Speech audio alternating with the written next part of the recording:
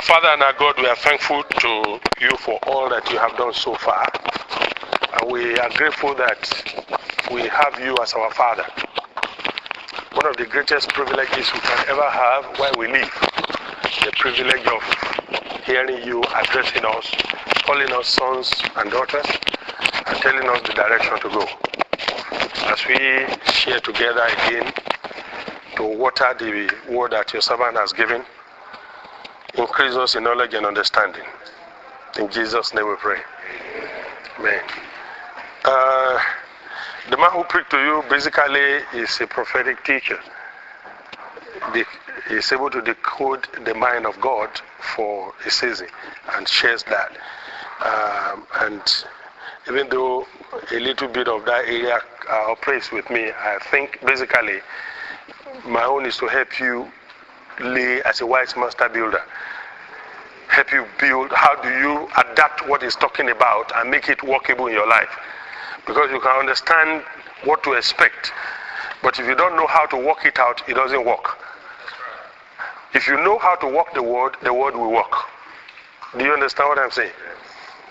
As we look at 21st century leadership, one of the foundations I want you to get is that certain things are permanent, other things will change.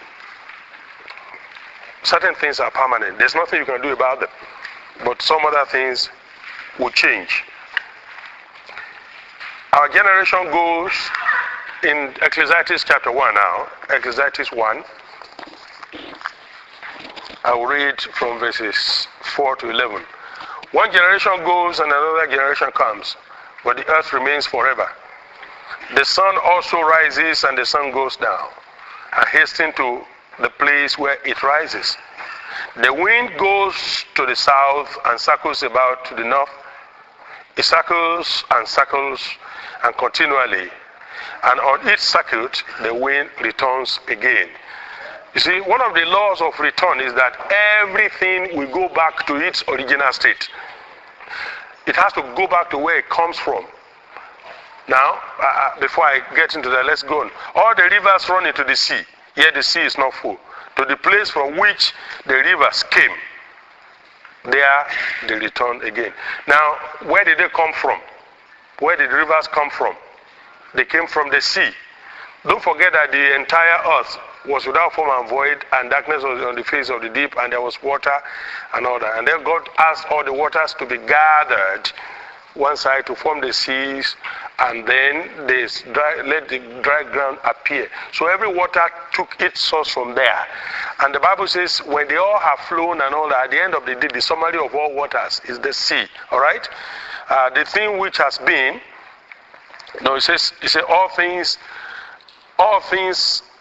are weary with toil, and all words are feeble. Man cannot utter it. The eye is not satisfied with seeing, nor the ear filled with hearing. The thing that has been, it is that which will be again, and that which has been done is that which will be done again. There's nothing new under the sun. Is there anything of which it may be said, see, this is new? It has already been in the vast ages of time, recorded and unrecorded, which are before us. There is no remembrance of the former things. Now, see, there's no remembrance of the former things, men, or neither any remembrance of the happenings in generations gone by, and all that, and of those who come after it. Now, you see, it tends to be saying two things. One of the first things he says is that everything will go back to what it used to be. The world go back to their source. So man came from God, our spirit came from God, and our spirit will return back to God. Is that all right? Our bodies came from the earth, and if you don't live long enough to make it to the day, I believe I will be alive when Jesus will come. That's my belief, and I really don't believe in death. I don't believe in death. It's just unconsciously, I have trained my subconscious mind to say, wait for until Christ comes. It's not my fault, so don't blame me for it. That's the way because I believe the Bible says Jesus Christ, he wrote a book on abolition of death. The Bible says Jesus Christ has abolished death. You know what it means to abolish? It means it's illegal to operate. So let's not go into that. But So human body, when they die, the body is, because it came from the earth, it goes back to the earth, the spirit goes back to God. Waters turn back again into the sea, the tree comes out of the ground. When God was going to create the trees, he spoke to the ground, and then the offspring said the ground should bring forth trees and herbs and vegetation which is good for man's use. And the earth brought them forth. So when they die, that's why you see in dry season, you see everywhere dry. Once there's 1 or 2 or 3 rain, the same ground that you didn't plant any grasses will start sprouting. You didn't plant any trees, it starts sprouting because the seeds were planted there the day God said let the earth bring forth. Do you understand that? Then he goes on now to say the things which are the things which have been, and the things which will be are the things which are now. And so, but then he continues to say a generation comes and don't remember what other generation did. So you see, that is telling you that although everything remains the same, I mean, the more things change, the more they remain the same because they will all go back to their source. But in the line of progression, as generations progress, it is certain that certain things will remain, but the minds of those generations are changed by events. The minds of generations are changed by events, certain things will remain, and the minds of generations changed by current events, they no longer have the memory of what used to be. Do you understand what I'm saying? My children, for instance, have never had to trek to school since they were born.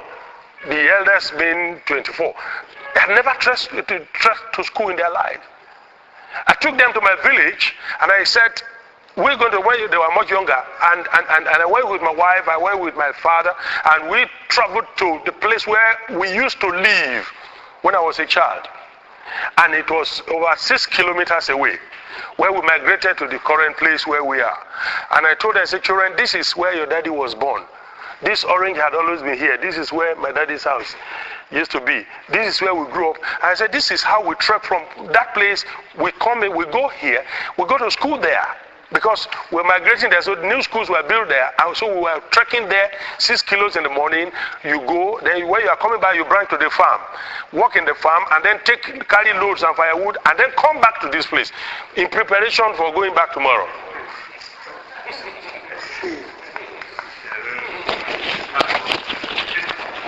So I told him, I said, this is where your daddy was born and all that. I said, and it just happened to be that the Spirit of the Lord is upon me today, and I'm going to drop you people here and you trek.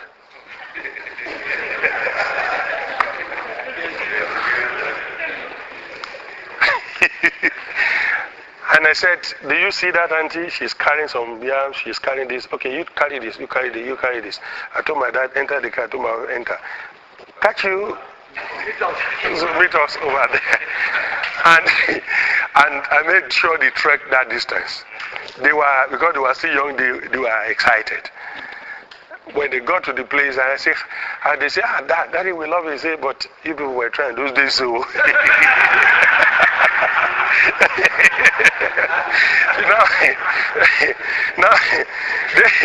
Now, and that is the problem, because the generations, perhaps a lot of people here do not know why you are using Olympio implicit typewriter.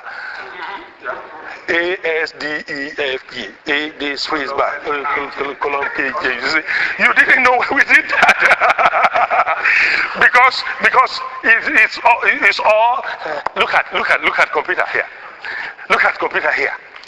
Do you understand what I'm saying? So what are you talking about? They said no, we graduated from there to electronic typewriter using ribbon. From ribbon we started using the other tape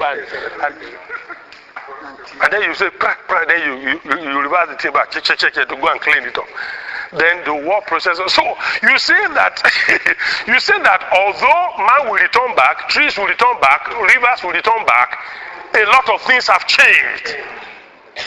Because of the mind of the people that are born. The guy that invented Facebook is a 28, he's now 29-year-old boy. He's a billionaire at 29. He invented it when he was 26 or 27. Facebook. Do you understand what I'm talking about now? So you have a generation, when you are telling him the story of Olympio, the day God provided us Olympio typewriter, he said, what are you talking about, Daddy? Also Olympio. So you see that the human, you see, although God is not responsible for a piecemeal approach in the way things are revealed to the church, the human society, by developmental progression, demands change in our approach to operating it. There had to be a change in our paradigm. There had to be a change. I want you to know that it is not God who revealed prosperity one time, revealed holiness, and later faith, then later Holy Ghost baptism, then later. It was not God who was revealing them in piecemeal approach. It was man who didn't see everything at once. How many of you know that Solomon will have used electricity? Yes, sir. Yeah. Could have used it. Adam could have used electricity. Abraham could have used electricity. They will have had printing machines. They will have used musical instruments. You know why they couldn't? They didn't have the knowledge. They say, well, it's because the time has not come. Excuse me, please. If you say it's the time hasn't come, what did God create after Adam and Eve? Okay, so where do we get electricity from? Solar energy. The sun has always been there, isn't it? So where do we get electricity from? Wind. The wind has always been there. Where do we get electricity from? Hydro. Oil. And so all of this, which of them came after Adam and Eve? It's because nobody paid price to download them. Yes, sir. They couldn't know it. They didn't pay the price to download them. So I want you to understand that human society is changing. See, we could have, with the wealth of David, with the wealth of Solomon, they could have flown in an helicopter aeroplane. But nobody paid the price. See, now some of you are looking at me as if I came down from the moon. You better change. Please look at me. See. How many of you understand that there are music and images? There are preachers all over this place right now. There are images, there are music all over this place. You are not wired to see them the way you are seeing now. But if you bring a television and tune to the frequency, you start seeing images, you start hearing music. It is not the time you brought the television and tune that those images were transmitted. They have been in transmission since yesterday. Since the day the stations have been running, it was the day you bought your own television that you started seeing them.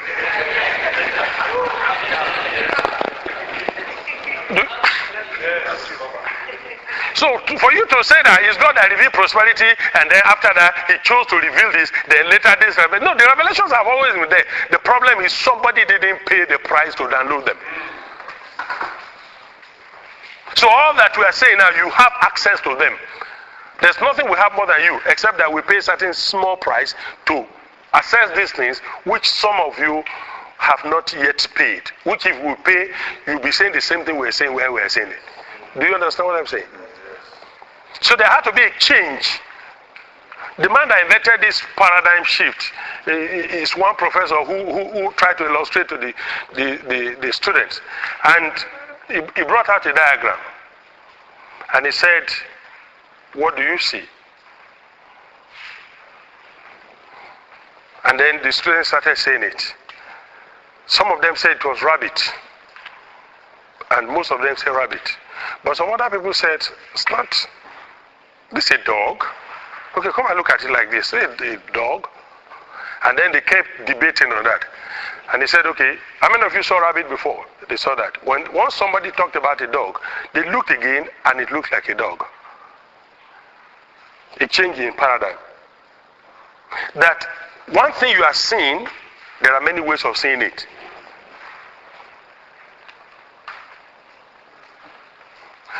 Recently somebody told me about somebody said, well, this one, hey, that's why it's not good. That was I said, They said, you are not saying anything. Are you angry about what I said? I said, no. I said, this person you are talking about, I know the person's story. And if you knew where this person is coming from, you will have a special thanksgiving for her now. It's paradigm. How many of you ever looked at the moon before? What do you see inside the moon? A woman with a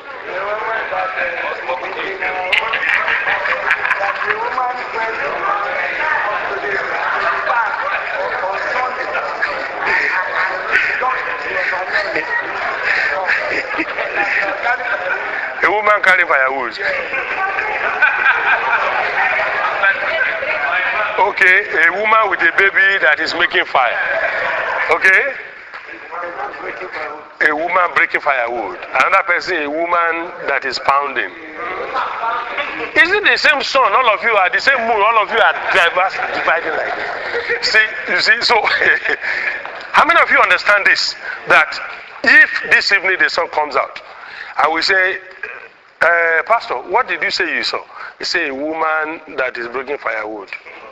Immediately, all of us will say, yes, we see her breaking firewood. Then we say, you, what did you see? Say, a woman sitting down and pounding. You say, yes, it looks like that. You see, we can literally change our position 3, 4, 5 times. It's what we call paradigm shift. When you begin to understand that in life, there are more than one ways of looking at something. And nobody is going to operate effectively in this century who do not understand what it means to change your paradigm, change the way you see things, change the way you think. And one of the things we need to look at is, in the 21st century, leadership is not conservative, it's progressive. Progressive. And one of the things you have to learn in the 21st century is that to be relevant, your leadership mindset must be transformational. Transitional and transformational. That means you have to be apt to change. You have to be sensitive enough to change. Change don't just happen. Somebody make them happen. Romans chapter 12 verses 1 and 2, he says, I appeal to you therefore, brethren, and I beg of you in view of all the mercies of God, to make a decision, a decisive dedication of your bodies, presenting all your members and faculties as a living sacrifice, holy, devoted, consecrated, and well-pleasing to God, which is a reasonable, rational, intelligent service and spiritual worship. He said, do not be conformed. I'm reading from the Amplified. Do not be conformed to this world, that is this age, fashioned after and adapted to its external superficial customs, but be transformed, be changed. He puts in bracket, in parentheses, be transformed or changed by the entire renewal of your mind, by its new ideas and its new attitude, so that you may prove for yourselves what is the good and acceptable and perfect will of God, even the thing which is good and acceptable and perfect in your own sight. To be transformed is to be changed.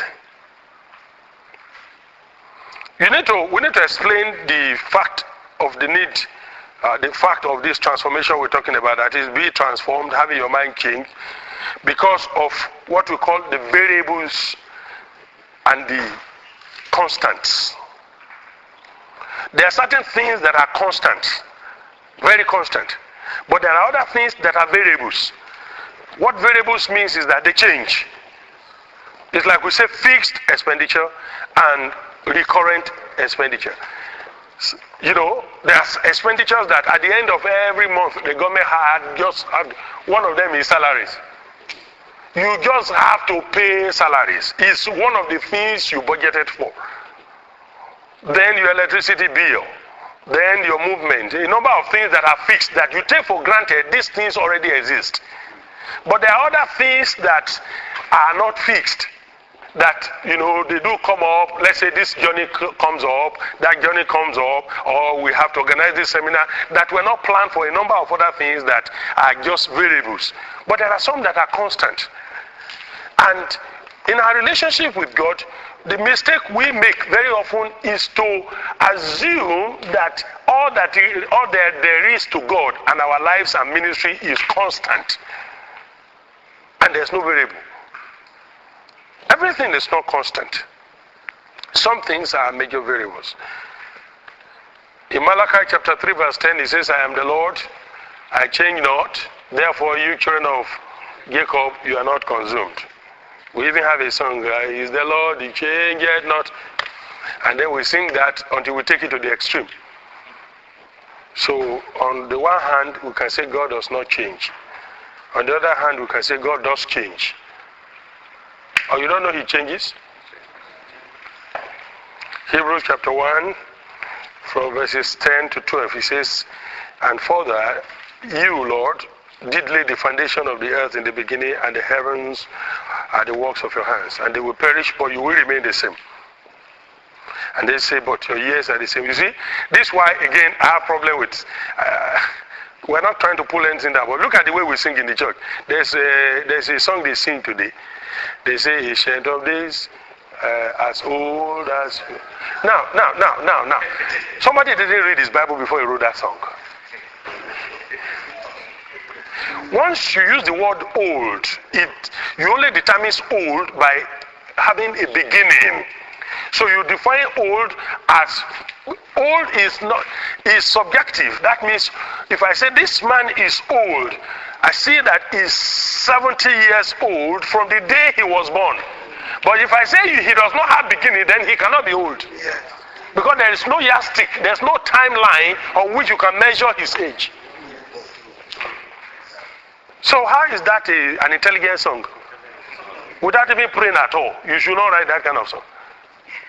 Even if you have not prayed. If you just read Hebrews chapter 1, that every other thing will come and go, and then and then he says, all things will wax. He said the heavens will wax, they will roll away, and they wax old like garment. He said, but your days remain the same. As you have been from beginning, he says, so that is how you are. Your days are the same. That means he cannot be old. He's as young as he was the day he created heaven and earth. So where do we get this song, as old as you are? Well, that's not what I'm talking about now.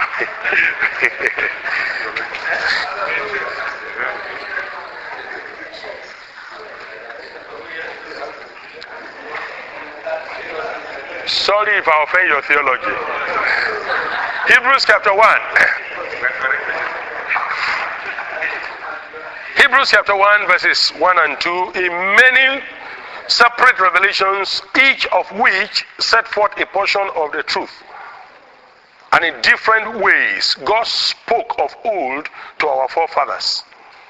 In different ways, He spoke to our fathers. But in these last days, He's now speaking to us through His Son.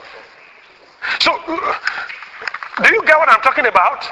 That although God does not change in nature, His attributes, His nature, His goodness, His mercy, His love, His grace, His power remains the same. It doesn't change. The word of God doesn't change. The blood of Jesus doesn't change. The name of Jesus, there's still no other name given among men by which you must be saved. All that don't change, but God changes His ways of operation. He deals with people, generations differently. He deals with them, this generation, He walked with them this way. He dealt with them this way. Now He deals with another generation in a different manner. He said to Eli, he said, although I said that your family will be, your household will be priests before me forever, but now, thus says the Lord, far be it from me. Because you despise my offering, you despise me and you and your children, far be it from me. A day will come that one of you will beg somebody who is in priesthood, and it is taken away from a Aaronic household. How many times has God changed His mind concerning programs? God is not obliged to use you to the degree that He intends using you if you don't cooperate with Him. Because as far as this territory is concerned, the heaven of heavens is the throne of God. The earth has He given to the children of men.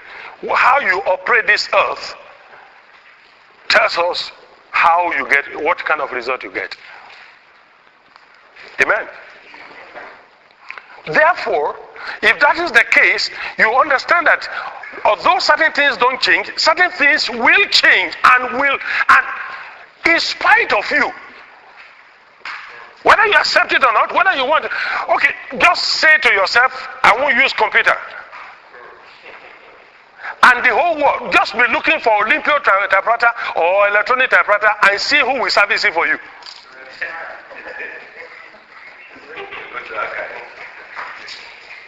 See where you get the ribbon.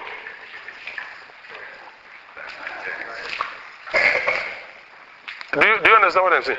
You know, some of us, when we read the Bible, we don't understand. Jesus said, he told Nicodemus, he said, you must be born again. You thought that man was an unbeliever. It's not an invitation to an unbeliever. Because that man was the ruler of the synagogue. He was one of the custodians of the current revelation that God has given until that time. That man was not an ungodly man. He was one of the leaders, one of the top spiritual men in Israel. But when Jesus began to talk to him, he said to him, you have to change from what you used to see. I'm now introducing something else. So what Jesus was saying is that computers as small as something in your palm, you are telling me, you are giving me testimony, Nicodemus, you are giving me testimony of electronic typewriter. An implicit and A, F, D, G, semicolon, comma, full stop. You must be born again. Do you understand what that word means there? He's just telling him that, what are we talking? What are you talking? What are you talking? Jesus was saying, we are introducing something completely new. You are saying something else. You have to be born from where you are into something new. Do you understand that? So it's one of the key things that you need to understand.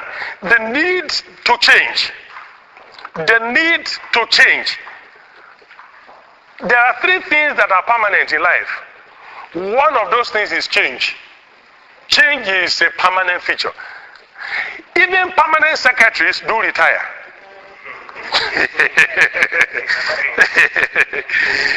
You say that man is a permanent secretary. Even permanent secretaries do retire. So nothing is permanent except change. Change is permanent. Things will always change. This will happen, that will happen, this will happen, that will happen. Change is a permanent feature of life. The second thing that will also not change are principles. Principles, that is order by which things are done. For instance, look at the principle of the rising of the sun. It always rises from the east and it will set to the west. It's never going to change from south to the north. Do you understand what I'm saying? It's always from the east to the west. So that's a principle. There's also another principle called the law of gravity. This is the Bible. This is the Word of God. I know some people are so religious. It's a holy thing. We must not. If you throw the Bible up, it will come down. The law of gravity will remain. Do you get what I'm talking about? So and then the law of commerce, the law of flotation. The law of flotation still doesn't allow you to walk on the waters except you are walking by the law of supernatural. Do you understand what I'm saying? The law of flotation is that anything that is heavier than water will sink. The law of gravity, if it goes up, it comes down. The law of aerodynamics is what allows man, by the use of airplane and jets, to fly temporarily. But temporarily, even if it is 13 hours to fly. If you don't come down, you crash land. Do you understand what I'm saying now? So because that is what the law says. So principles don't change. And choices don't change. As long as you live on earth, you will always have that power of choice. If you're going to change today, you have the power to choose whether you will change or not. So change is permanent, principles are permanent, and choice. Our choices are permanent.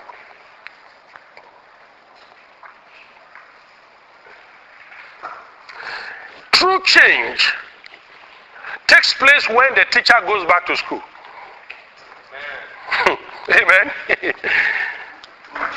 True change takes place when the teacher goes back to school.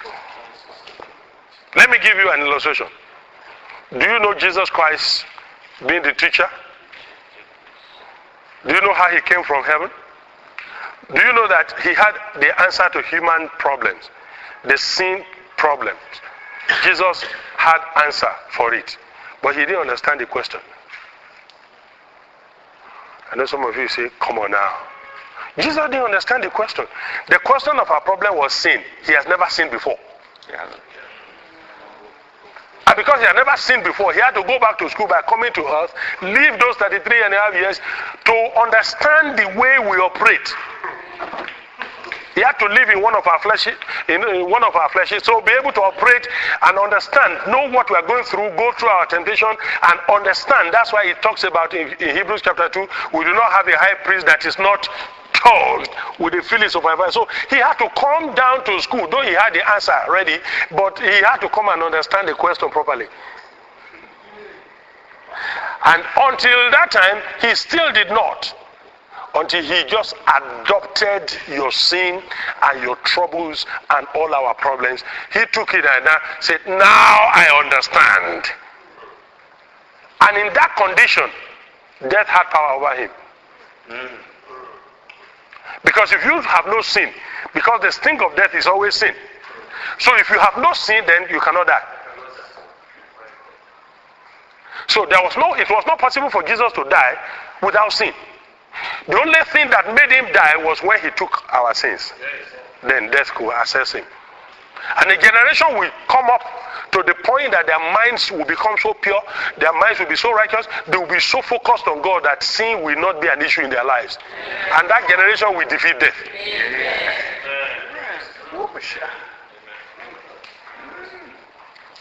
Somebody was telling me, he said, you know that woman, and they did this and did that one. And he said, do you know that she was interested in you? I said myself, how can you imagine such evil thing? He said, but look at this. These are all the signs. He said, Pastor, it's like you are so naive. I say, well, I train my mind to be innocent and to believe God. And to be pure. So mine is not to read the person who is doing eye to me. We are doing eye. I say, sorry, is anything you have? Do you need eye drop? Or you need prayer? Why are you doing your eye like that? I say, are you all right? And then they say, what do you mean? Don't you understand when I did? I say, I don't understand what I say. I say, do you need prayer or did you get to eye drop? Wash your face with? Maybe they put salt in water and clean your eye. What is it? Or you want to sleep? What is the problem? And then somebody say, well, I just train my mind to be that innocent that even when you are doing your thing, I don't really understand what you're talking about. I believe that there is a generation that will be so focused on God that sin will have no dominion over them. This is the generation. We have the gospel, we have the power. That once sin cannot have dominion over you, then death cannot have dominion. The legal ground of death operating is taken away.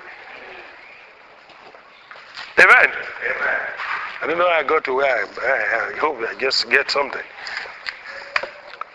Matthew chapter 13 verse 52. He said to them, therefore every teacher and interpreter of a sacred writing of the law, who has been instructed about and trained for the kingdom of heaven, has become a disciple like a householder who brings forth of his storehouse treasure that is new and treasure that is fresh as familiar.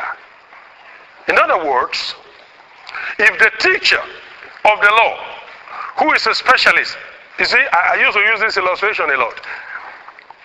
Do you know that Apostle Peter and Apostle Paul had their different and proper ministries? But I want you to see the difference between the teachings of the writings of Peter and the writings of Paul. And then you will see that the teacher of the law, Paul, who had been instructed, who had become a doctor of the law in the old, once he became converted and accepted the new and was instructed in the new, he will use the two like this and make them mean the same thing. He will say Mount Sinai is where we were, that's the law. And then he say Mount Zion, That is our father Abraham. This one was Hagar. This one was this. You find him taking scriptures, comparing scriptures with scriptures. In the writing of Paul, he talks about the olive tree, he talks about the vine tree, he talks about this, and takes Isaiah, takes Jeremiah, takes all of the scripture. You see how he weaves the two of them beautifully together. When you allow what you know to blight you from the revelation of another one, then grace is your darkness. Jesus said, if the light you have has stopped you from gaining another light, great is your darkness.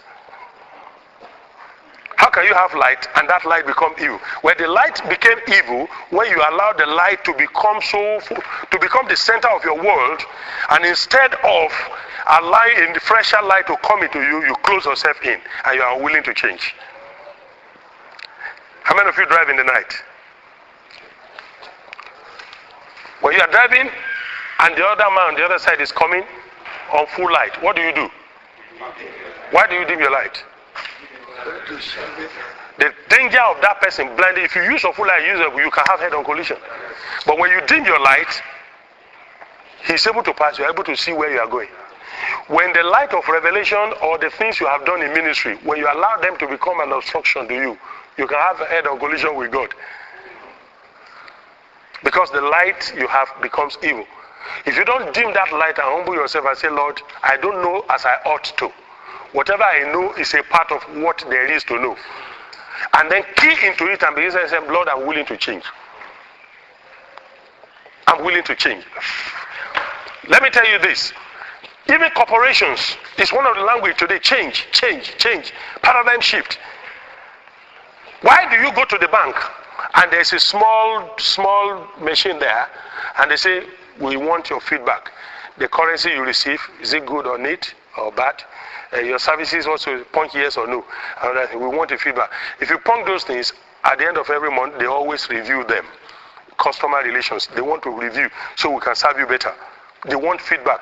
In the days before now, before the 21st century leadership, if you study MBA, you see what I'm talking about. Before the 21st century leadership, the leadership was from top-down approach. The executives just meet in the room and they sit down and they plan, say this is what we're going to manufacture, this is what we will do. And everybody to the messenger will carry, that's what our guys say we should do. Go and find out from Toyota and Honda and all that. They don't do that now. It is bottom to top approach. How do you do that? They want mechanics, electricians, artisans, all of these people and all these rewires and the vulcanizer. They want them to give them feedback and tell us when the customers came for service, what are they asking for in their vehicles. It is those recommendations they take to the executives to discuss that inform the kind of vehicles they bring out. Do you understand what I'm saying? You know, many churches still operating the bottom to down approach. You don't know how to serve the people. You're having 3, 4, 5, 6 widows, and every now and then you're having to this thing. You still don't know that you need to start fellowship for those people.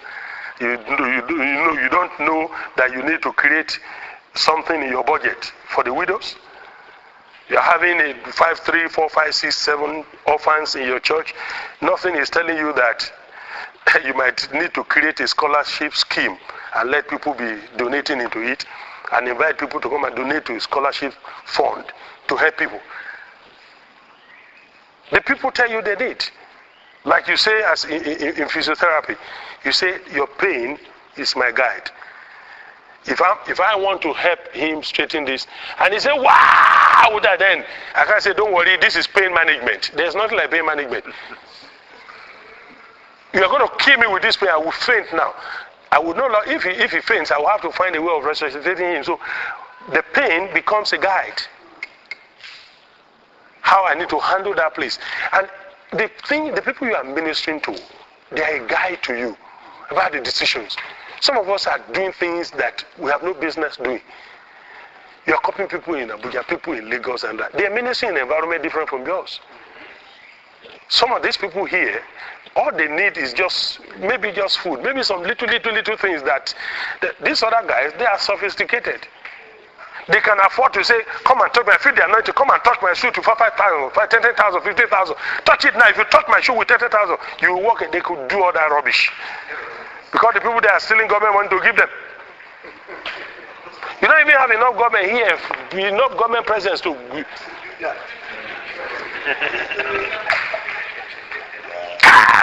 Touch me, come. Just call me. 10,000, 15,000. That's anointing I just only.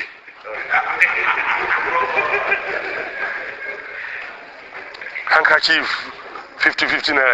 I said, this handkerchief, I spent 25 hours on it. You touch it now, you that's it. Those crooks there who are doing those things, they know the people they are doing that to. You don't get your ministry informed by those rubbish. You focus on the Lord and let Him give you the template for your job.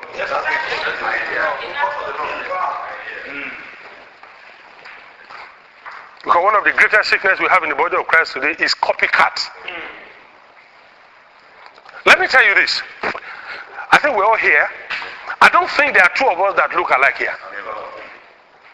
And in human society, even identical twins, there are still some differences. The only time that, let me say this. How many of us are Yorubas here? If you're Yoruba man, okay. You are from which state, sir? Or your state? And Ogun, yes? Oshun, okay, 3 states. Okay, how many of us are Igbos now? You are Igbo, an Igbo man. Okay. Your state, sir? Abia? Anambra? Enugu? Okay. So, we have another state. How many of us are from the north? Any part of the north? Okay, sir? Yours? Nasarawa? Taraba. Okay. So, we have 3 from all of the sides now and other. Now, how many of us from south? Anybody from south? Okay. Okay, thank you. This is Edu. Cross River. Thank you. So we have the whole nation represented here. Here is a question. How many of you have ever seen a dwarf from where you come from? Dwarf. Don't tell me you are smart enough to know what I want to say. Have you noticed that from all the places I've mentioned, if you see a dwarf Yoruba man, a dwarf Igbo man, they all look alike. Now, please, I don't mean, if you know anybody like that, I don't mean to make fun. There's illustration. It's you causing trouble, you are laughing. I didn't expect you to laugh. Now, what I'm trying to say is that the only time everybody all over the country looks alike is when there's this deformity. Because a dwarf here, a dwarf there, a dwarf in all the past, they suffer from the same problem. The only time, and when you see a Chinese dwarf, and you see an American dwarf, and you see an English dwarf, all of them all look like us here. The only time everybody looks alike is when there's deformity. That's the only time all our denominations look alike. If we are properly formed, we should not be doing the same thing. We should never look that much alike. To cap that point off, I will say the sort of change you require include a change in paradigm, transformational or re-engineering change, transitional change, that's transitional change, re-engineering. To re-engineer, what companies call re-engineering is finding within themselves how to reinvent themselves. What is it that we have been doing? How can we make it new now? How can we do something new? Even though, have you ever seen Toyota Camry? The 2010, 2011 model. Did you notice that model started 2007? Then they will come, they put small light beside, they say 2008 GL. Then they will come in and they will add something to it, maybe a little fender, they will say 2010 model. Then they will put another one and maybe just the light or some little thing. That same model from 2006 or so is what they have been working on and working on till now. Then one of them has a CD. This one now can play DVD, can play MP3, can play MP. So they just keep, as technology is improving, they are adding something. In fact, if you put some of the years together, everything is the same, other than maybe the MP3 player cannot play MP4 and something in addition. That is all the difference, and the price will be different. Do you understand what I'm talking about? So that is what we call the engineering. Looking at what is old. See, when I say, do something new in my life. When you say, behold, I will do a new thing, I want you to go and study it carefully. If you study, behold, I will do a new thing in Isaiah, and go to same thing to from Isaiah 35, 37, and go on to 42, then go on to Jeremiah 23, just go on, I will do a new thing. The new thing God is talking about is the new covenant, which he had already done now in Christ. There's nothing new that God is going to do that he has not already done. Because when Jesus came, he said everything, what we lost in Adam, what the devil took away, everything is finished. That was the final word he said on the cross. Once he said all that is finished, we are restored back to our Garden of Eden. In fact, this is a better garden. Because the garden we are restored to, when you see in Revelation chapter 22, that garden does not have serpent.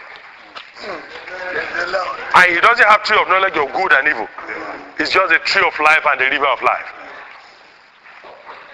So you see, we are in a better covenant now. So the new thing is, and at the end, when you are saying that thing in Revelation, God didn't say, behold, I will do a new thing. He said, behold, I make all things new. So you see, some of the things I say, Lord, do a new thing. God isn't going to do any new thing. He has done everything he's going to do in Christ. What we are trying to do, that which is going to be is what has already been. It's for you to tap into the Spirit, because Ephesians 1:3, what did he say? Blessed be God who has blessed us. Blessed in the past. The blessing came before you arrived. In fact, that's one of the principles of creation. If you look at the principle of creation, you will see that 3 days before God created animals, he had already asked the earth to bring forth vegetation. Before the animals that will feed on vegetation came, God had created the vegetation. What does that mean? The principle is, before you have a problem, solution had already been offered. So it's making all things new, not making a new thing. All right? So then your leadership had to be progressive. Can't be busy as it has been, so it is, so shall it ever be, world without end. This is what we heard one day. It cannot always remain like that. You must know when to change. There are certain things you have been used to doing now. It's no longer working. Don't you know it's time to change? I have a principle when I was pastoring church. Some of my leaders, they came to me, they say, Pastor, we don't understand you. I say, why? They say, you change programs too much. Programs don't last. You're always changing it. I say, the Bible says, John 15, every tree that abides in me will bear fruit, but any tree that don't, any branch that don't bear tree, that don't bear fruit, what does it say? We'll cut it off. I say, if there's any program that is not bearing fruit, I cut it off. So I chop off 3 weekly activities. You come only once during the week. And the second time is on Sunday. And at the time I was going to chop up and down. I told them, I said, I don't want you to always in the church. You don't even have time to lift all the things we are teaching you. From Monday to Sunday there are weekly activities. What kind of thing is that? And if I were to pastor a church today, my church will be the first in Kefi. So don't expect me to start your, but if I'm going to start your, don't worry, you won't lose your members. You know why? I will never have any meeting other than Sunday evenings.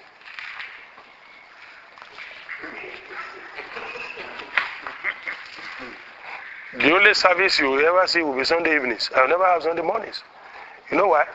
All my members should wait, they should wait and sleep. Wake up by 7:30, and then by 8 o'clock start your fellowship with your family and do 1 hour Bible reading. Explain to each other, pray, worship the Lord, enjoy yourself till 10, 11. Go and eat. Go away. Eat, sleep. Go eat, sleep, rest. By 4 o'clock, come and let's fellowship. You discover the families in the church will be stronger. The problem is this: we have to. They come in Sunday school, then Monday school. Wednesday, and then you, and you just pile them together, and they're always in church, and then Even in elders' fellowship, they are fighting in tongues. I've seen that. Elders' fellowship, fighting in tongues. And they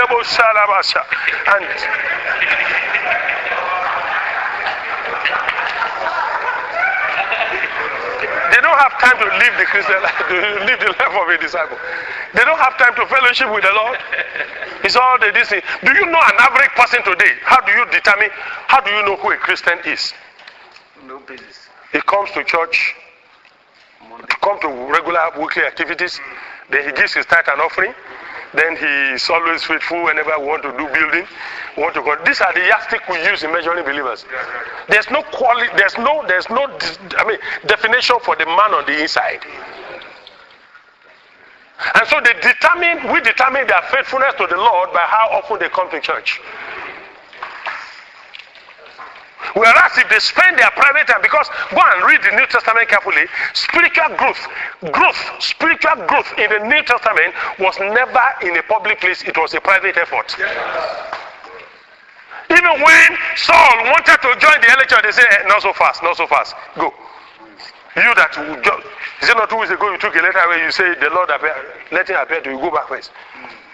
And then Barnabas had to take him and did some work on him and then told the brethren and said, oh boy, we need to listen to this guy, there's something here. Private effort is what led to spiritual growth. It is not this thing that you want to tick for 2 hours on the pulpit and hope you produce results. It doesn't work. At least you and I have known some of the people you trusted the most are the criminals in your church. Just because you have already enthroned them, they become principalities. And so you can no longer bring them down. You can no longer dethrone them.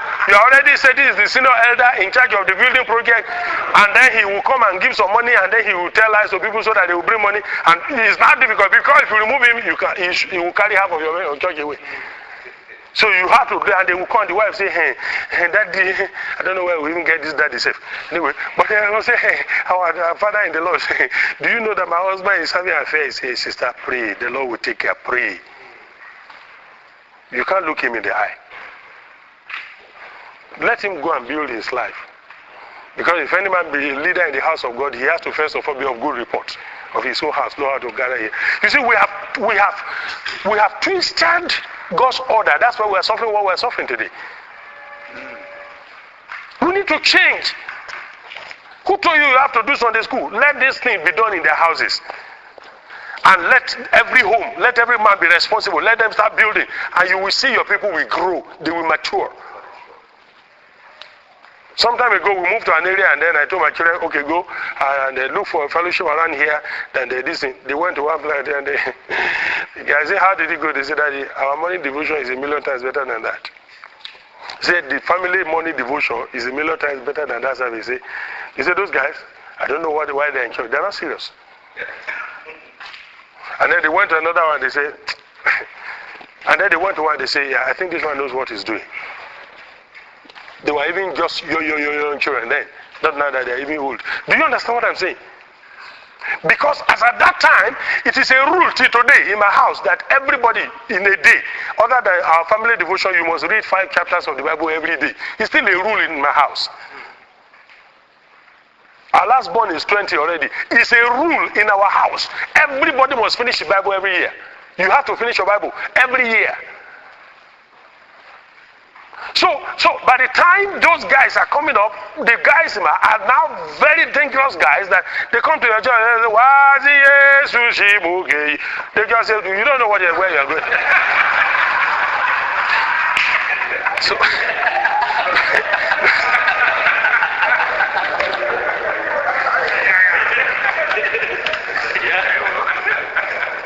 what are you going to tell? You're going to have to develop the people in a way that the inner man becomes the real thing. That people will begin to look beyond just the physical, beyond the kind of car they park. They say, His Excellency is here. One day while I was pastoring our last church, and the deputy governor walked in another thing, and And I just was doing my sermon. I finished everything and then prayed for the church. I said, my friend, the deputy governor is here. And he said, Doc, you're welcome. Then the church now looked at hey. Oh, you expected me to stop the sermon and recognize him? I'm the most important person after the Holy Spirit.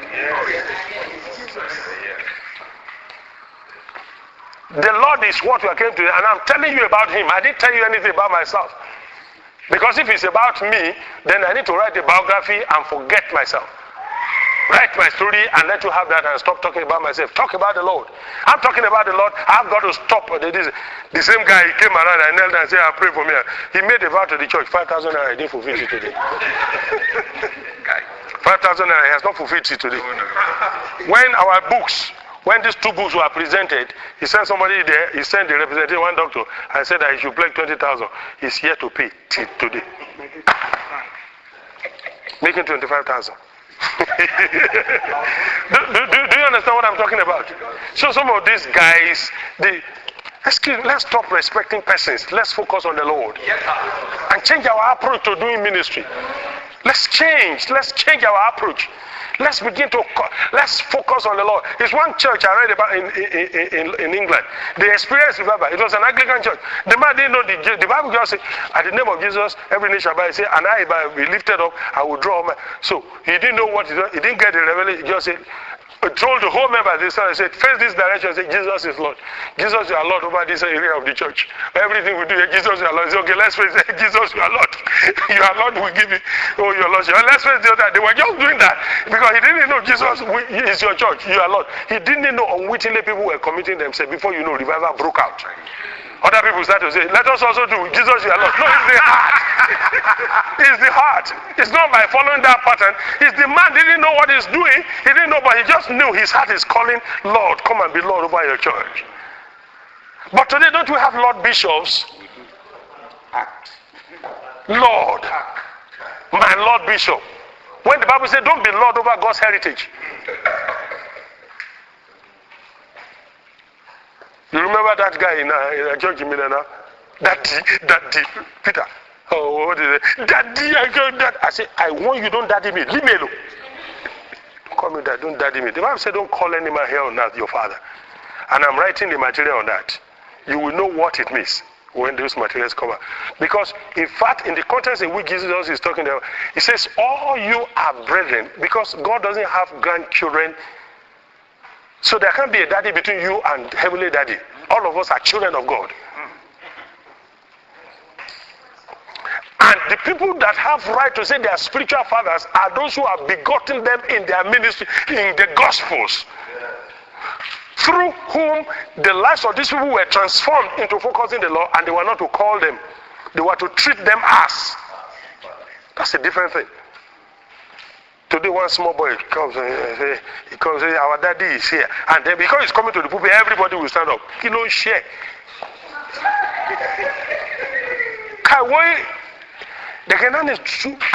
Where do we get all this iskanchi where we bring for church?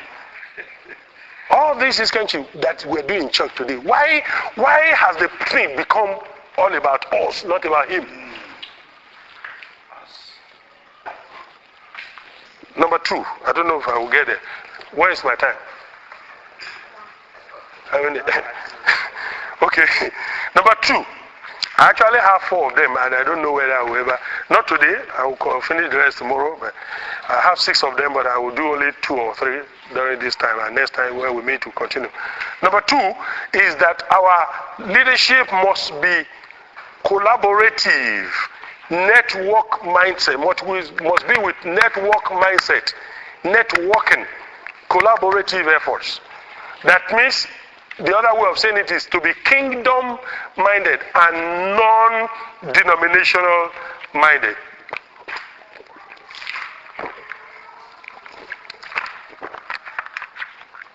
Matthew chapter 13 verses 47-48. Again, the kingdom of heaven is like a dragnet, which was cast into the sea and gathered in fish of every sort. When it was full, men dragged it up on the beach and sat down and sorted out the good fish into the basket, but the worthless ones, they are thrown away. The 21st century leader basically is partnership based. Every sector of the society has embraced this concept except the church. Today, we have something they call interbank transactions. What does that do? Just a few years ago, if you want to transfer money, somebody transfer money to me from Lagos, it took 21 days to arrive. Just a few years ago. But today, I issue you I go to, what do you call it, Diamond Bank, and I buy bank draft, I give it to you, you go there and collect your check. I can issue you Diamond Bank, and you go and pay it into your account in Zenith Bank, isn't it? But right now, UBA has something they call, Diamond has something they call Diamond whatever, and UBA has something they call U Mobile, and then U Direct. U Direct allows your U Mobile allows you to transfer money from your account to any other bank. So I will just type and I say Pastor Michael, and then he say you use that. And all that, and then you can just put it in there, and then he is in Zenith Bank and all that, and I just invoke his account, put it there, and put the name of the bank. Then, bam, and a light comes up. Somebody sent me some money and all that, and I didn't know where the money came from. But so I called my bank. I said, "Who sent this money here?" And all that thing. That was when we were building our internet. Somebody was paying for it. And he said, "Who sent this money?" And he said, "Well, it's a mobile banking transaction, so we have no way of determining." He just sat in his house and just ping, ping, ping, bam, and an alert just rang. And he was using a different bank, but he posted to my bank. You can do that right on your mobile phone. Transfer money from this bank to bank account. Why is it that it's so difficult for you to allow your members to visit this man's church? Airlines, you can fly with British Airways, and your cargo can come by Lufthansa. Now they make those arrangements. They network. Governments are talking about bilateral commissions. They're talking about Committee of Nations. Everybody is networking. Only the church cannot network. Because if I say two of us will hold a program, many years ago, a pastor was starting a church. He was starting a church, and I told my members, I said, "Hey, members, you belong to the body of Christ. We're not going to hold service this day. We're all packing all like instruments and everything. We're going to fellowship in so and so place. This man is starting church. Let's go and start for him. And if you feel led to join him to work there, you are permitted to stay with him and work." The people said, "This guy is a bad guy. He's not a pastor." So that two churches cannot cooperate together to work anything. They say, at the end of the day, these members only God know how much I suffer before I gather them. Are they your members?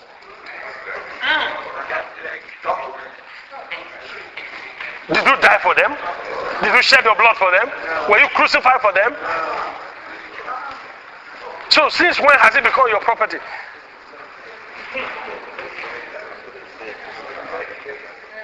Today, what is the latest party? APC, I mean ACP.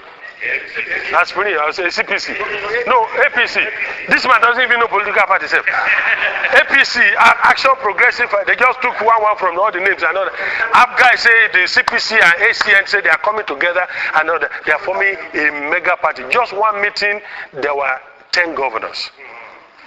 Out of 36.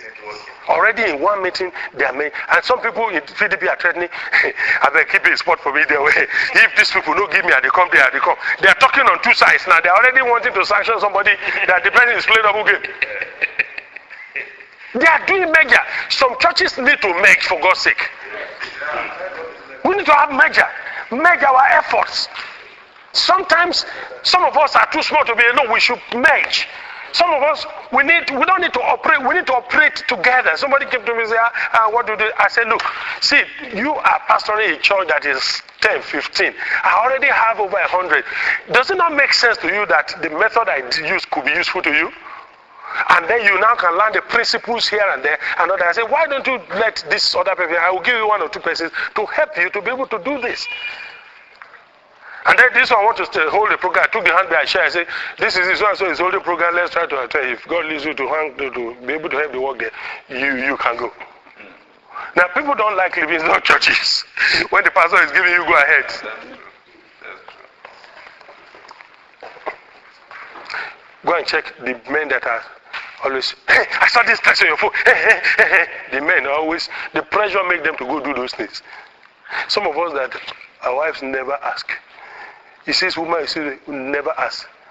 If people now come and say, that woman trusts me so much. If he sees you here, she will not even think anything is happening. It's not proper to play with her trust. I don't want to lose that trust. Do you understand what I'm saying? Some of the members, they know you are too protective. Somebody that I have pastored or that I have led, that I led in the Lord and guided and supported and stood with since before I got married in 1986. She said she went to her pastor and said, the man that led me to the Lord is my spiritual father, and I need to go and see. The pastor was angry. Nobody can be your father. I'm the only daddy here. He said, I just joined your church. You never read 2 years now. And you never read 3 years now. I said, this man, through thick and thin. When he was not married, no woman enters his parlor. I was the only person that could enter there. Pastor, it's not that I didn't say you are not daddy too. It's only that this man is the one that did the work. Can you see how sick we have become? How sick we have become in the body. Notice the following. The kingdom is not galaxy. You know galaxy. You know what galaxy is? Concentration of what? Of stars. Until recently, Nigeria did not have a team. We have a concentration of stars. Kano, this one, that one, that one, that one, that one. So when we go to play, everybody wants to shine our stars. The kingdom is a net. No single net is independent. They are all interconnected. The kingdom is not a galaxy. We're not a galaxy of stars. We're a team. We're a net. The kingdom is not anyone's inheritance, possession, or empire. It's not your inheritance, it's not your empire, it's not your possession. The kingdom is a team. The kingdom is a field with trees and flock in it. Flock and trees in it altogether. It stands to reason, therefore, that the field is not yours. Therefore, you must collaborate to walk this space. The field of the kingdom is not yours. It's ours. So that portion, see, if you tell people, they will not come. That's why we didn't tell you early. You don't have right not to come here. You don't have right. You don't have right not to allow me to come and preach in your church. You know why? It's a portion of my father's field. And when you come around, if I have anything, you should come. Come too. It's a portion of my father's field. And nobody has right to use his finger to draw a line. You cannot come here. I went somewhere, they said that, in fact, you have to bring this amount of money, you have to bring that. I said, I'm coming to preach to you. I'm going to feed you. I will bring this money. I will bring material for you. I will fast and pray and minister what God has given to me. I said, what are you going to contribute to it? They said, so that we can call you, lodge us in the hotel. I said, your house is left unto you desolate. That's why your belly is big like Babatala and you are staying there.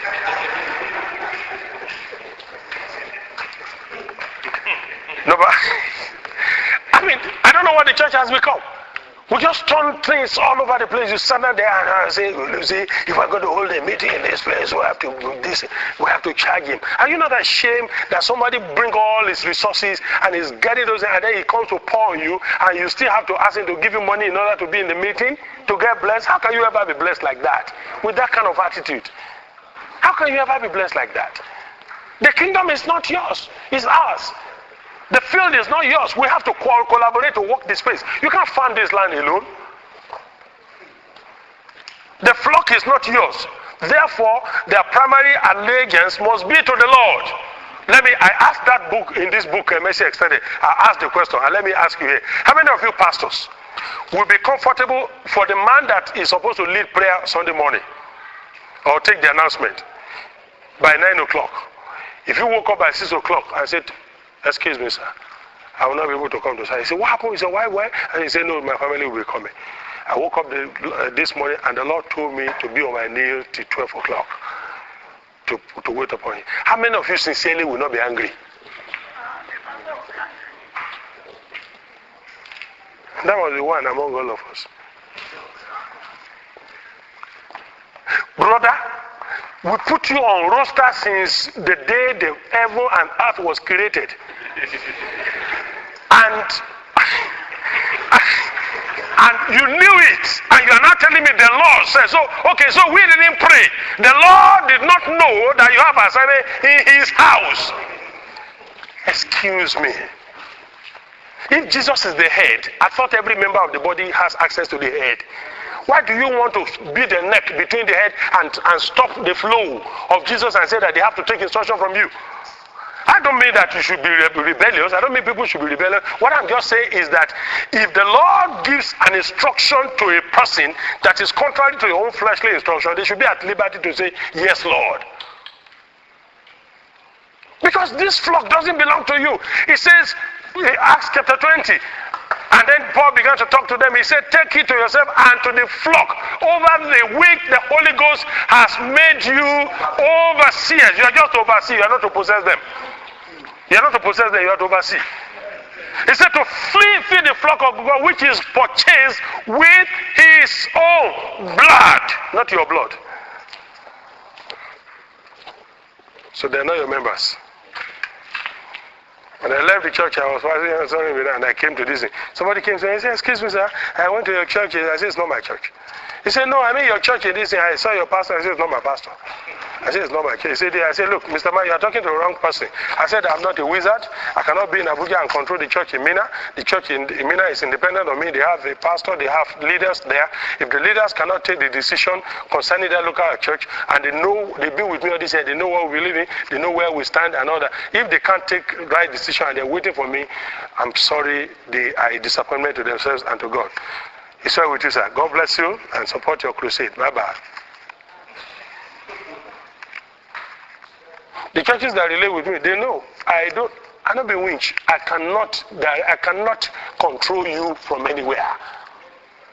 At church in Mina today, they have a group of 6 people who I work with, the local pastor there, and they call them ministry team. They take decisions concerning the local assembly. It's when they get to a point they don't know what to do, another thing, they will send the resident pastor and say, go to our senior pastor, let him tell us. These are the things we say. What does he say? I tell him, if you ask me what I will do, this I will do, this I will do, this I will do. So if this is okay for you guys, go and implement this way. But I'm not there to guide nobody. I will lead you, I will do this, but I don't have remote control to use on you. If you cannot say yes to the Lord, who am I? If you say yes to me and you can't say yes to the Lord, it is a wrong order to build. It will soon show. The resources you are laboring with are not yours. They belong to the Lord. And so they must be invested in a manner consistent with the master's value. Today, everything now yet is the status symbol.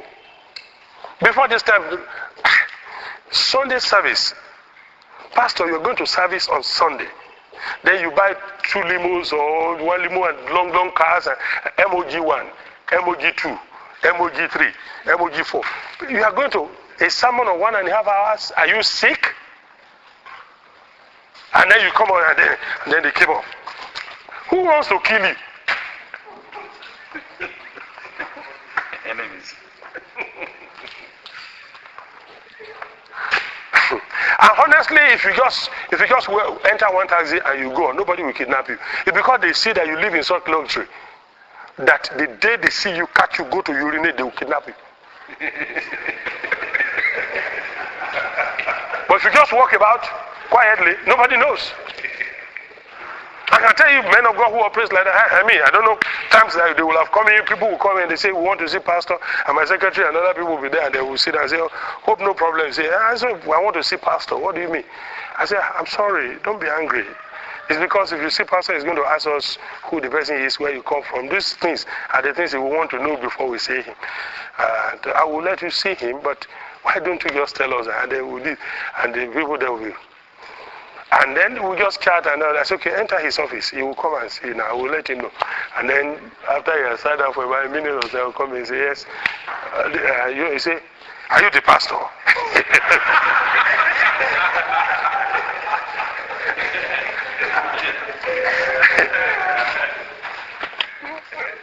I said, I'm just having fun.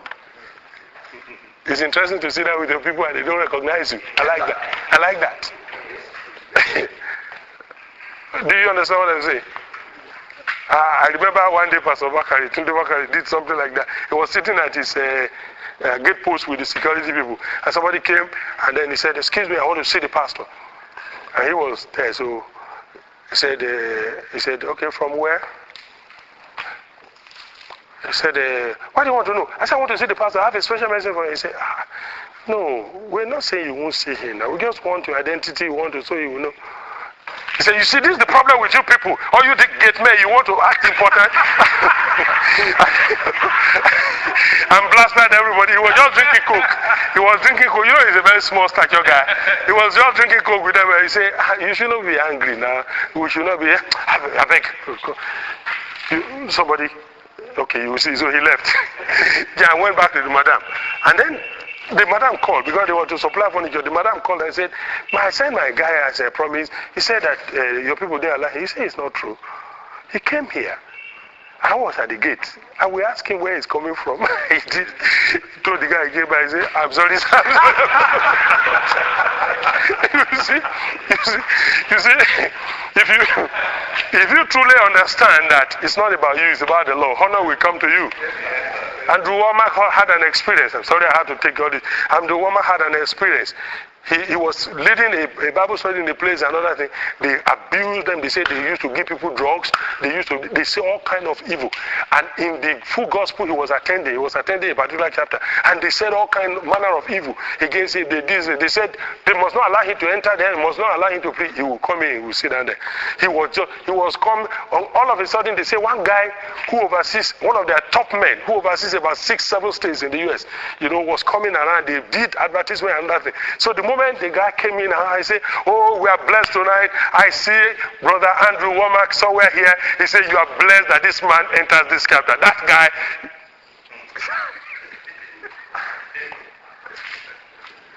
And everybody was listening. So he said, look, I need to do. And every day for 4 days he was introducing the man who was the leader. He said, my brother. The same man who had been cursing him and saying against him and said nobody must allow. He embraced him, another thing. He said, he looked at him and said, hypocrite. Do you know that he will ask the church, he will have the whole fellowship, all the fellowship, they banned him that he must not have anything to do. And they have spread all over and announced the radio that he's an evil man. They should not. He has to be the one to close the service every day. And then they came and they started honoring him. If you just allow the Lord to do his work, do you know he will honor you in a unique way? Without fighting for position. They are not. It's not your property. I want to tell you that the assignment for us is to build the kingdom, not to build a denomination. Denomination is denomal the nation. We have denomal the nation. You know what that means? This is the nation. A holy nation. What we have done in denomination is we are broken down into pieces and into segments and into classes and into groups. Denomination means to break and group into classes. Don't we fellowship today on the basis of classes? It means to name, to group it and put a name to it. Is that what the Lord died for? Jesus died for a holy nation, not a denomination. It's a holy nation. It is a nation. What we have done is to denomal the nation. You know the origin of denomination. Even from the Old Testament, you know where it came from. It was a nation that went to Egypt. It was a nation that was delivered from Egypt. It was a nation that ate manna. It was a nation that drank water. It was a nation that crossed the Red Sea. It was a nation that saw all those miracles. But when you came to the book of Numbers, and they numbered them, and we know the numbers of each tribe. Then they started giving land. Manasseh, half tribe of Manasseh, Gad, Reubenites and the Gadites, a half tribe of Manasseh. Immediately you divided them, and these people crossed over. What was the first thing they did? In the days of Joshua, they built a tabernacle. And the people sent there, Joshua sent elders, go and meet them. What the nonsense, we're going to war with them. They say, God is our witness. If for fear, we have not done this. He said, we did it for fear that your children might say, we don't have a part of this. That is why we did it. So that in case your children say we are not a part, then we will show them this replica. Most foundations of our denominations are based on fear. You will lose control. You will lose authority. You will not be there. You will this. You will that. You will that. God delivered the nation from plague. He delivered the nation from Egypt. He delivered from slavery. They passed through the Red Sea. They ate manna in the wilderness. But immediately the denomination came up, everything was broken. Do you know even in the days of David, before he ascended the throne, it was David that unified them? Because at that time, David was chosen as king, anointed king over the Benjamites and a few other tribes that were trying to cooperate with them. Then later over the entire Israel. But do you know that eventually when Absalom came and said, to your tent, O Israel, we have no part in Benjamin. The division. So before the days of Solomon, division has always been there. From the time you number them, it's no longer a holy nation. When Israel began to lose strength after their division into tribes, then you know it's a product of division, denomination. You see that in Joshua chapter 22, verses 10 to 34. Therefore, it's unfortunate that we have lost so much reverence for the Lord that we can claim these denominations and name them after ourselves. Hence, denominate, I said, is to give a name, to break down into classes, to denote and designate. So denomination is a name, designation is a class for a thing, for a people. And in that, we have what we call the denominator. The spirit of denomination, let me show you. The denominator is always, look at this, 1 over 2, 2 over 2, 3 over 2. This man is a very dangerous guy. You have the numerator, you have the denominator. This guy here is the one that determines what happens up. The denominator. That's the spirit of denomination. Is the one, this man has some characteristics. 1, if you must always be smaller than him for you, both of you to cooperate well. If he's bigger than you, you can come and say, those are one of my children. One of the pastors that used to come to when I call meetings, those are young pastors. They look up to us. That's the spirit of denomination. But if you discover that both of you are having the same thing, he will feel threatened. He will insist that 2 cannot stay on top of 2. You're going to have to break down and become 1 over 2. If he's your general overseer, he will now say you should go for decentralization.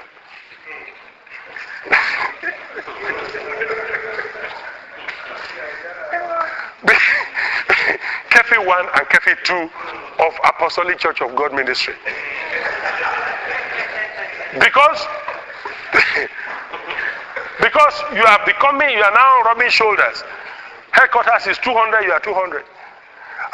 The German headquarters has Toyota Corolla. These people who have bought the Toyota Camry, this thing is getting out of hand. You have to break into 2 so that you can become 1 over 2. You almost must remain 1. Because you know they grow. This number, you know they grow. It's not going to make progression beyond what it is. It doesn't grow beyond this. It can only come down. It doesn't increase. But he's going to insist that every other person cannot grow above him. You see that in this book he mentioned yesterday. Then you have this, where you are now, he is in headquarters, and the headquarters is smaller than the that is a criminal act.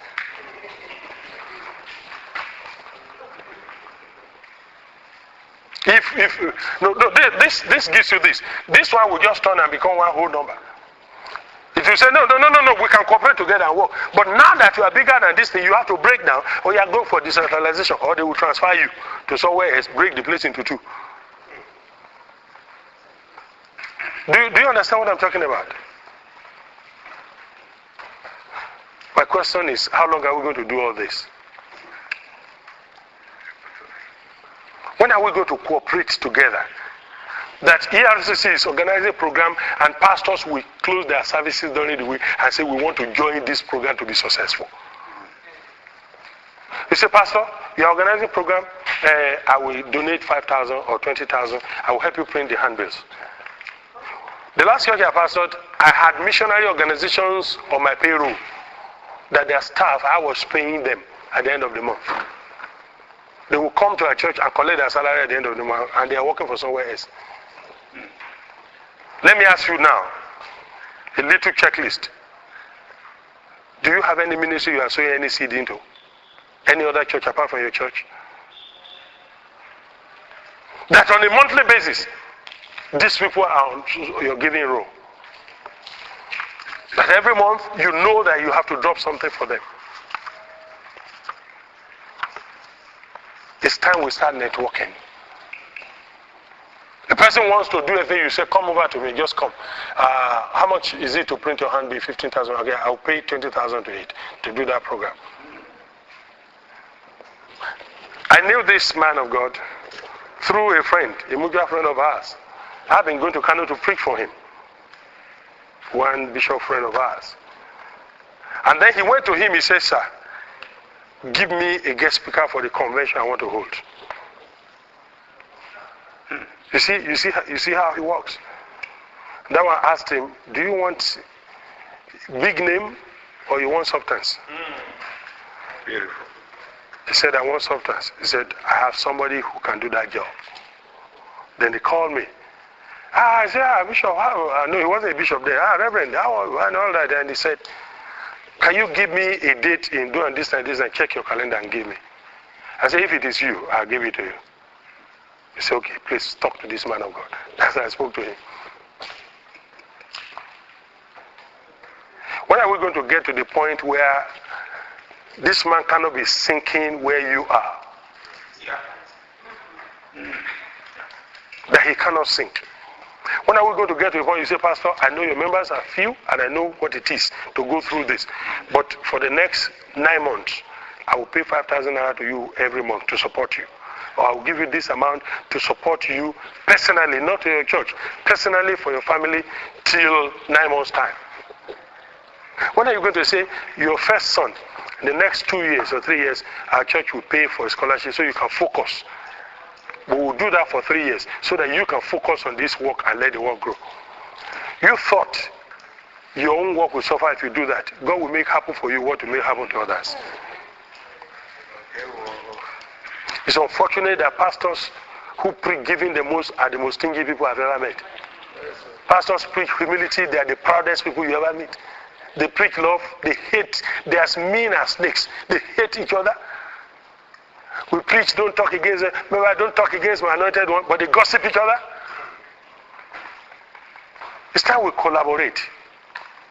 Do you know, let me tell you one more thing before we close. There are 4 things. Go and read church history. I give you as an assignment. Read revival and reformation in church history. Every time there was revival, you never heard the name of a denomination. You see all of them talking about the Lord. All of them will be passionate about souls. All of them will be in prayers. And then there will be a fellowship with one another. Love for the brethren. These are the 4 characteristics of every revival. You have never heard the name of denomination. Color, race, group, denomination have no bearing when it comes to revival time. I hope we can start something today and make a difference in this conversation.